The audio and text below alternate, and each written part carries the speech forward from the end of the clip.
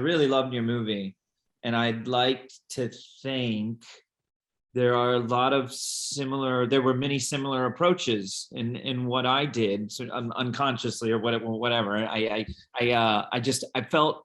felt connected to it in a way in terms of your own storytelling and the aesthetic, I guess, or just the way you told the story reminded me much, I thought, of my own film. I mean, there's some obvious things. The lack of music. I don't believe there's a score until the credits, right? Until the final, right? Yeah.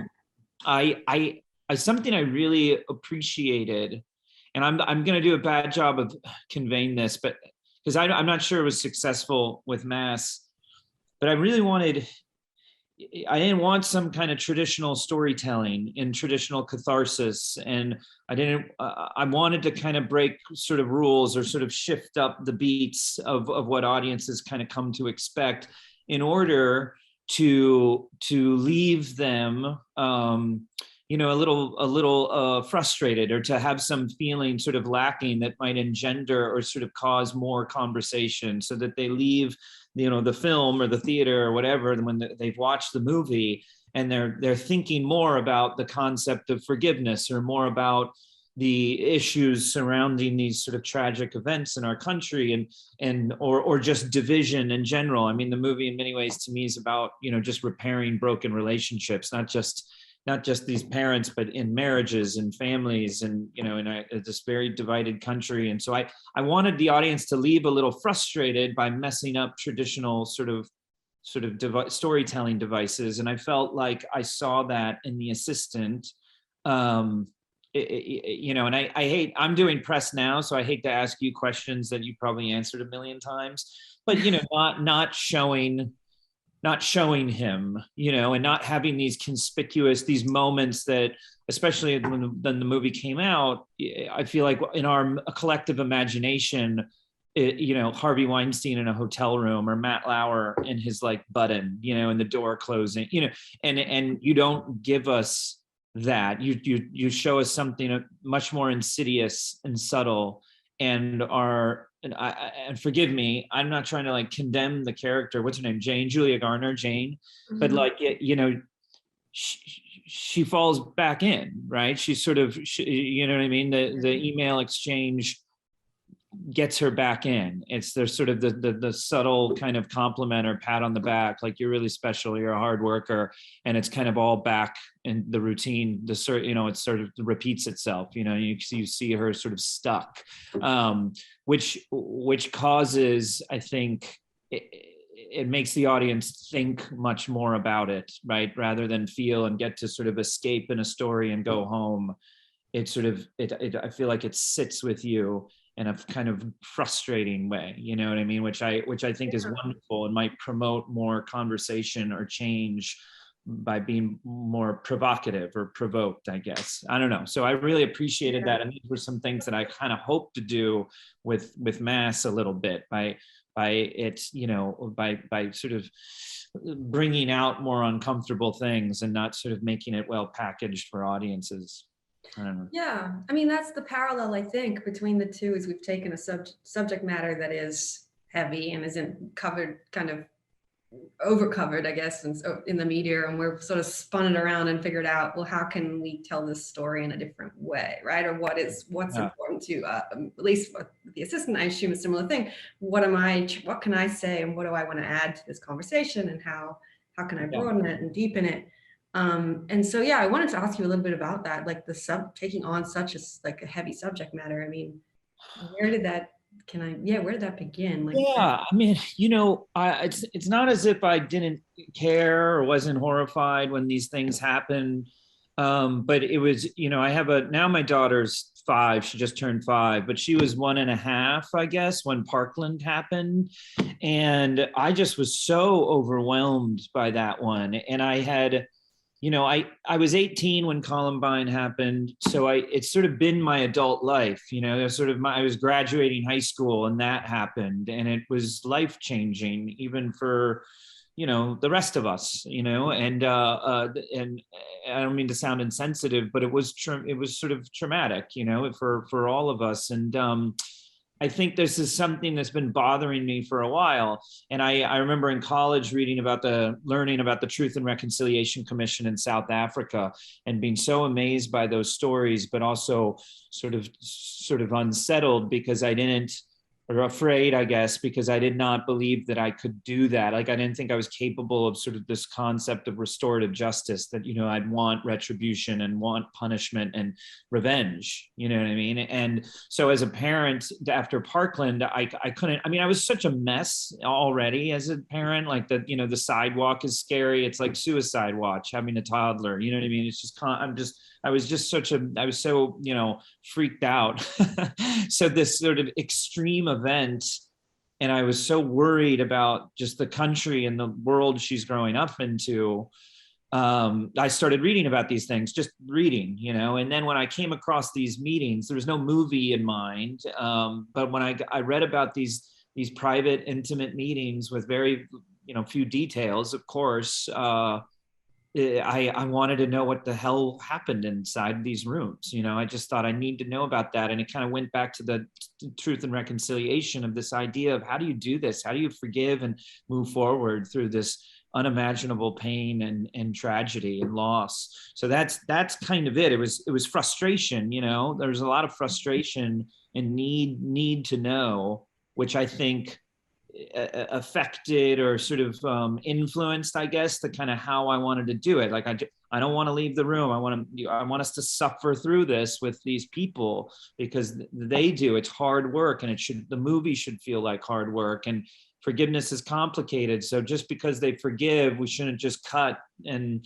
to a pretty exterior with some nice music. Let's see the awkward goodbye. Like, how do you get out of that room? These things were important to me. The sort of absurdity of life kind of moving on, and we have to deal with these damn flowers, despite just the sort of extraordinary thing that just happened in this room. Those were all things I was really sort of adamant about keeping, for better or worse, which I just immediately sort of respected in what you were doing. Because it could have been, it's funny. So you have this scene where she's watching an audition, right? And it's like a scene with like a professor and a student, and it just felt like it to me. I don't know what you were thinking there, but it felt to me like a lesser director or storyteller would have told this entire movie that way. You know what I mean? Like you could have made the assistant sort of handheld, really natural, kind of like, cinema verite, sort of, following some woman around and then having these intense moments, conspicuously intense moments that we all sort of imagine with the sort of the creepy boss. And yeah, that's the audition. But the movie we're watching is so much different, and sort of I said, I don't know if you had any sort of thoughts about why that particular scene or audition piece is what it is. Gosh, I haven't thought about that scene in such a long. I haven't seen when there's scenes that drop out of your memory because nobody's brought that up. I've done so many interviews about that film. I thought that was it's right at the, it's right at that point in the movie that feels, in another movie you might have had that very scene, like you know what I mean? Like you don't see him. And by the way, J.O. Sanders is a genius, so I thought it was very cool. That's who you had. But yeah. No, you know what I mean? It's sort of, gosh, I don't know how to articulate it, but it was as if you were saying, this is the catharsis. This is sort of that scene that would happen in another film, but you're not watching that film. You're watching real life. You know what I mean? Like this is how we would handle it, but you're seeing what it's really like and how much more subtle and insidious and sort of dangerous it is. You know what I mean? Because all of us are going to, know that professor's a creep or, doing whatever, you know what I mean? But this is what we should be paying attention to is sort of more subtle and sort of more everyday, I guess. I just thought it was very sort of smart, and I didn't know if, anyway, sorry, I guess it's been a while. No, I mean, I think like my focus was on the kind of mundanity or the banality of like assault and like the way it is really every day and really like boring and really ordinary, you know what I mean? So for us, it was about the routine, like you said, like it should be tough. This day is tough. The day is boring. The day is long. There's all these things to do. And only like 1 in 7 of these things is something suspicious or something a little weird, or, you know, the Yeah. rest of it's photocopying and getting the coffee. So Yeah. it was that kind of focus on routine. But it was like, weirdly, when you were talking about your film, it's a very different reason for kind of setting it over one day and kind of going through kind of all the motions of that day. And like, so I think we've both like really hit on a similar form, but for very Different. yeah, reasons, which I think is interesting. I don't know. That's Yeah. interesting. Yeah. I'm curious. Did you? I mean, I think we're both, you know, fortunate in their successful movies, I guess. I'm not sure who's actually going to the theater right now to watch it, but, you know, I think you have well-received movies, right? And that's great. But did you have pushback? I read that the script was like 70 pages. Like, did you have pushback in how you wanted to tell the story? Or was it sort of supported and encouraged, or was there, because I mean, I certainly, you know, most people, even supporters of the script, and, you know, even like my producers, you know, always sort of talking about, you sure you don't want to score or inserts or flashbacks, you know, maybe you can do this or that, you know, so trying to sort of stay the course. My cinematographer, you know, was someone that was sort of, you know, on my team, you know, and sort of fighting for this kind of vision, but there was a lot of collective sort of encouragement to try and do something else, you know, to try and mix it up and sort of, I don't want to say make it easier, but something more traditional, you know, because no one's going to want to sit through a movie in a room.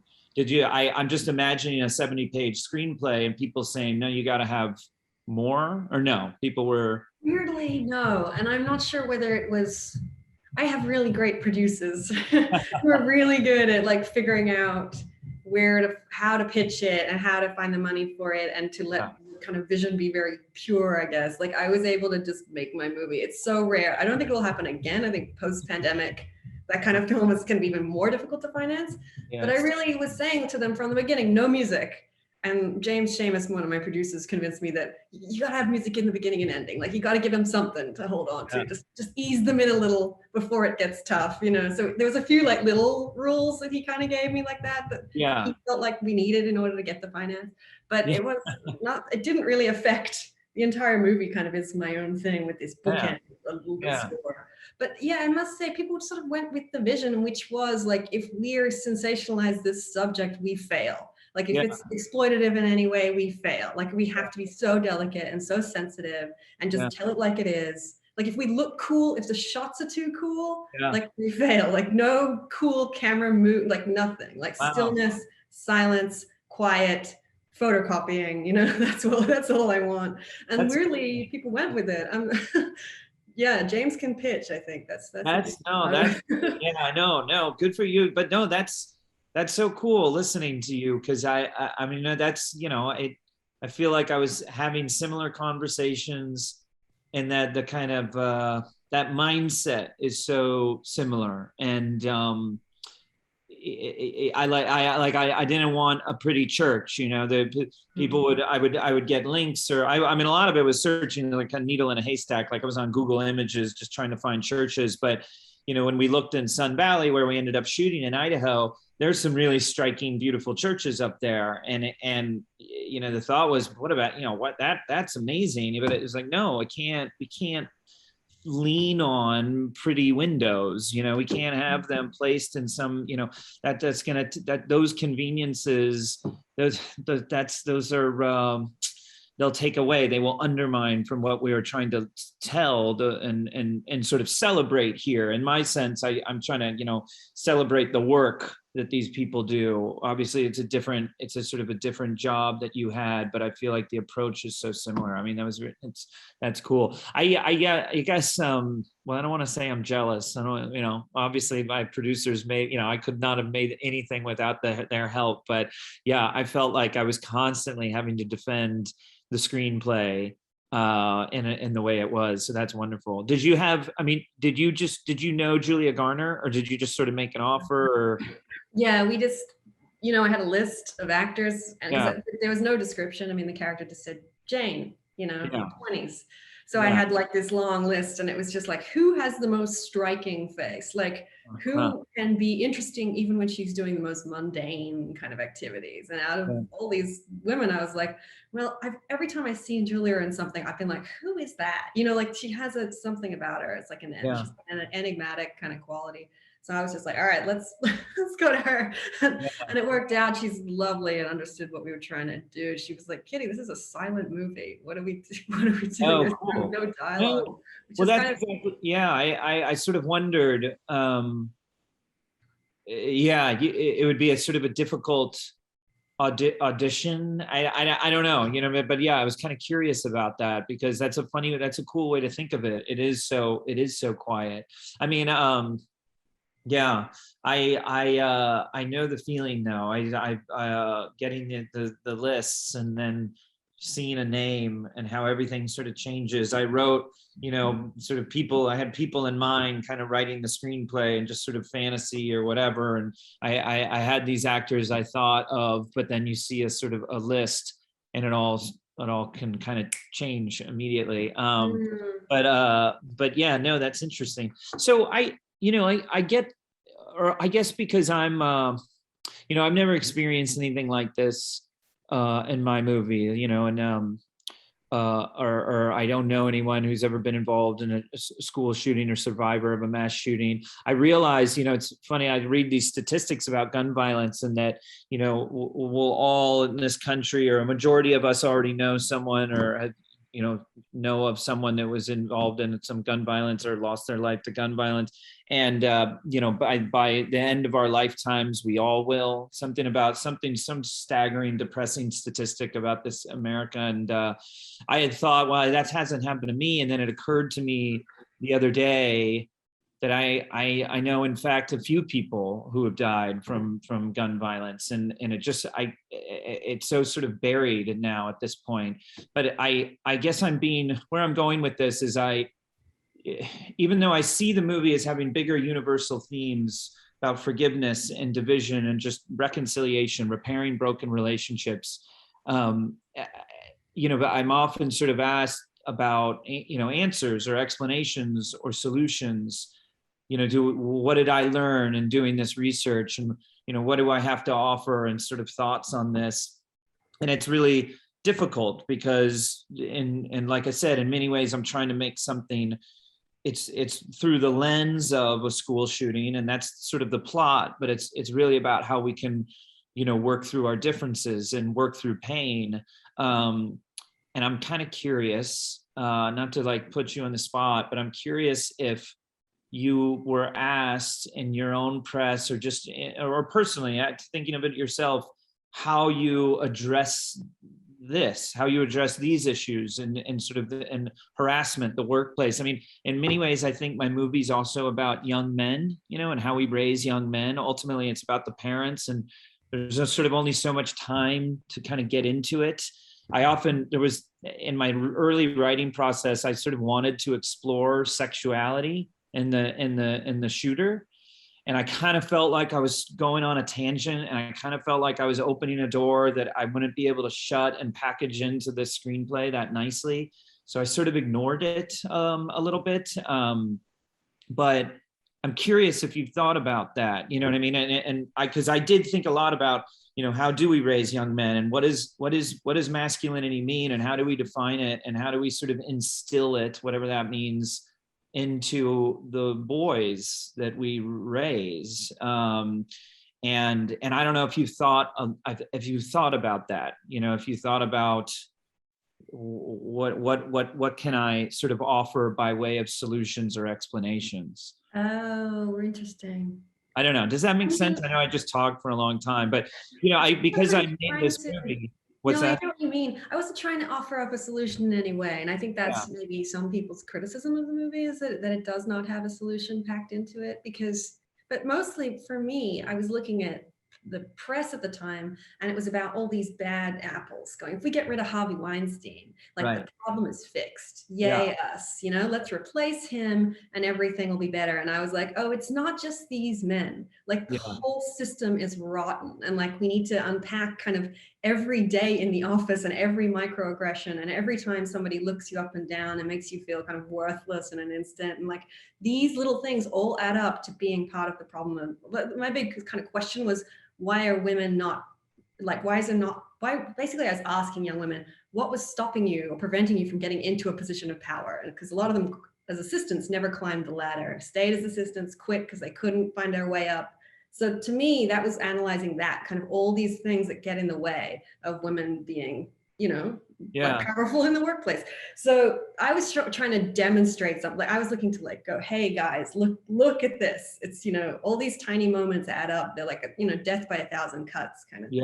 Yeah. Really mess with our self-confidence, our self-worth, and leave us like, it's a very different thing to, I felt like I had to show it before we even discussed how we kind of fix it. I think highlighting it was part of the problem, which I mean, part of kind of, I guess, a step towards a solution, in that a lot of men came up to me afterwards and said, oh, you know what, that email scene, I've done that. Like I have leant over a woman's chair and corrected her grammar or whatever and stepped in when I didn't need to. And maybe there's a lot of people, to be honest, who mostly I speak to journalists, but the journalists even were saying to me, listen, I saw some of my own behavior in that film, which is great. If people can be aware that they're doing it, then I've kind of won. But yeah, so I didn't have to, I wasn't yet at the point where I had to kind of offer up any real solution. No, I don't think, and maybe I'm trying to defend my own movie here, but I think it's a compliment, not, it shouldn't be a criticism. I think it's this, you're calling attention to something, and it's, I don't know about solutions or explanations myself for my own movie. I do believe that there's not real change, that these things keep happening and something is wrong. And I just think it requires a different mode of thinking, and it requires a way of paying attention to it differently. One of the reasons I thought was, you know, the headlines move on, you're right, the media sort of moves on, but the lives don't. Like, what if we learned more about their lives, the personal details, if the personal knowledge would lead to more empathy, and we're feeling this sort of pain, this sort of shared suffering that we can all kind of relate to on some level, maybe that might call sort of a different kind of attention to it and promote more positive change. So I you know, that's the kind of theater, or, you know, the idea that if there's criticism for saying, well, you didn't really have an answer, you know, well, I'm not really interested in theater like that or storytelling like that, that it's sort of, no, I think it's much more provocative and that, you know, unsettling and frustrating to leave you thinking about it and having a conversation and wanting to sort of know more, seeing yourself in it a little bit. And I think that's, you know, it's been a long time since I've done any like real theater history, but I think, you know, I'm pretty sure like Bertolt Brecht, like epic theater, dialectical theater, like the political theater, putting on something that's not about naturalism and immersive theater and escapism, but actually making the audiences think more than just simply feel, you know, and you do that. And my hope is Mass to a degree does that. It's obviously a really emotional movie, but the idea is that my hope would be that when these things happen, we are so devastated, we're much more affected and compassionate for the communities, you know, because I would like to think, and maybe this is sentimental or, you know, sounds sort of naive or idealistic, but I just can't imagine we can stand for this much longer if these were all of our sort of loved ones, and sort of expanding that circle of who we know and who we care about and who we have personal knowledge for and empathy for would I would hope force us to sort of really confront this and try to sort of change things. But anyway, so no, I think you should be sort of proud of how you've presented it, as opposed to, I mean, I saw myself in it as well. I loved how, I also, Noah Robbins and Johnny Orsini are also awesome. I went to college with Noah's brother. I loved how, and I know there's like seniority there, like they've been there longer, but there's this strange way in which they all seem like their job status is the same, yet it's not. They sort of exist. They just are so much more comfortable there by just being men. You know, Mm, they work in the same space. They seem to have equal size desks or what, and I know she hasn't been there as long, but there's this sense of they're completely not, they're actually not, sort of the hierarchy is very clear, and their seniority seems to be more about their sex rather than the time that they've spent there. And I thought that was all really subtle and really interesting, and also just very true, that felt just very, very honest. So yeah. anyway, I sort of applaud you for that. Oh, thanks. I mean, I did a lot of research chatting to young women who worked in office spaces and like in production companies and studios and things like that.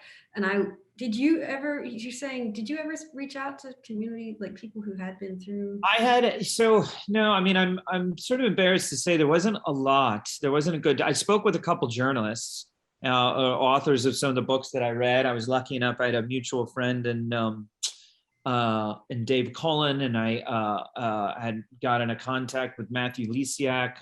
These are journalists who covered these shootings, and I spoke with a couple mothers, one from Everytown and one from Moms Demand Action. But the majority of it was just reading and sort of absorbing as much as I possibly could of content about shootings.